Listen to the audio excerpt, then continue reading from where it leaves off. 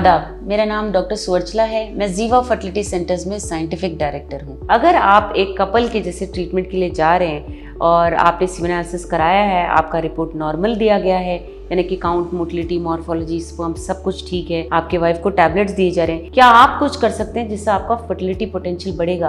क्या आप कुछ सावधानी बरत सकते हैं जिससे स्पर्म्स का भी पोटेंशियल कैपेसिटी अच्छा हो सकता है? डेफिनेटली सीमेन एनालिसिस एक बहुत इंपॉर्टेंट रिपोर्ट है। उसको नॉर्मल दिए जाने पर इसका मतलब ये है कि शायद आपका फर्टिलिटी पोटेंशियल ठीक है, मगर ये जान लीजिए फर्टिलाइजेशन का कैपेसिटी कोई ठीक से बता नहीं सकता, क्योंकि जो न्यूक्लियस, जो डीएनए स्पर्म के हेड के अंदर है, अगर उसमें कोई भी डिफेक्ट रहा तो भी आपका फर्टिलाइजेशन कैपेसिटी कम हो सकता है। और ये जानना 2-3 टेस्टों के अलावा कुछ नहीं है, और ठीक से ये कोई नहीं बता सकता कि स्पर्म का फर्टिलाइजेशन कैपेसिटी ठीक है या नहीं, केवल सीमेन एनालिसिस के माध्यम से नहीं बता सकते हैं। इसीलिए आप कुछ चीज़ें कर सकते हैं जिससे आपके स्पर्म्स का हेल्थ अच्छा रहेगा, और जो भी ट्रीटमेंट आपके वाइफ करा रहे हैं, या वो टैबलेट्स हो सकता है जिससे अंडे का रिलीज देखा जा रहा है और आप दोनों को मिलने के लिए कहा जाता है पर्टिकुलर टाइम में, या आईयूआई करा सकते हैं आप, जहां अंडे को रिलीज करने के बाद आपके स्पर्म सैंपल को लेकर प्रोसेस कर केवल अच्छे स्पर्म्स को गर्भ में डाला जाता है,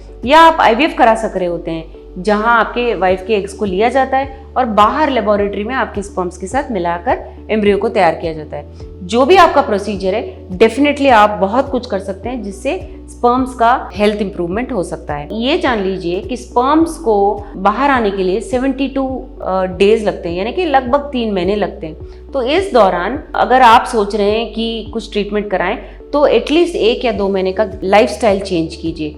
यानी कि अगर आप शराब बहुत पीते हैं, या आप स्मोक बहुत कर रहे हैं, या आप रिक्रिएशनल ड्रग्स ले रहे हैं, या आप बहुत ज़्यादा एक्सरसाइज कर रहे हैं, एनाबॉलिक स्टीरॉइड्स ले रहे हैं, कुछ ऐसे स्टीरॉइड जिससे आपके मसल बढ़ सके, तो ये सब आपको रोकना पड़ेगा 1 या 2 महीने पहले, ताकि इसका असर कम हो सके और आपके स्पर्म्स के हेल्थ में इम्प्रूवमेंट हो सके। तो जब हम कहते हैं कि स्पर्म जो काउंट, मोटिलिटी, मॉर्फोलॉजी अच्छा नहीं है और आपके शराब की वजह से या आपके स्मोकिंग की वजह से हो रहा है, तो आपको बंद तो तुरंत कर देना चाहिए, बट ये जान लीजिए कि इसका असर सिर्फ आपको 2 या 3 महीने के बाद ही दिखेगा।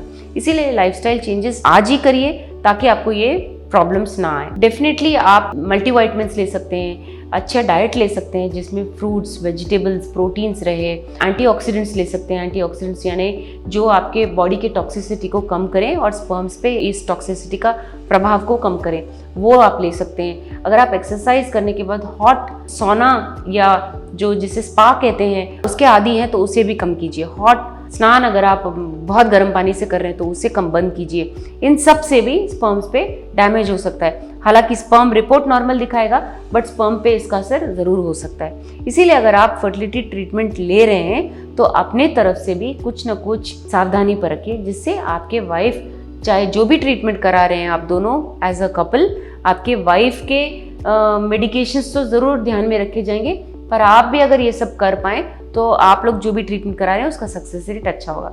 इसके बारे में अगर आपको और जानकारी चाहिए, अवश्य जीवा फर्टिलिटी सेंटर्स आइए। हमने इस वीडियो बनाने के लिए बहुत मुशक्कत की है, मेहरबानी करके हमें लाइक और सब्सक्राइब ज़रूर कीजिएगा। शुक्रिया।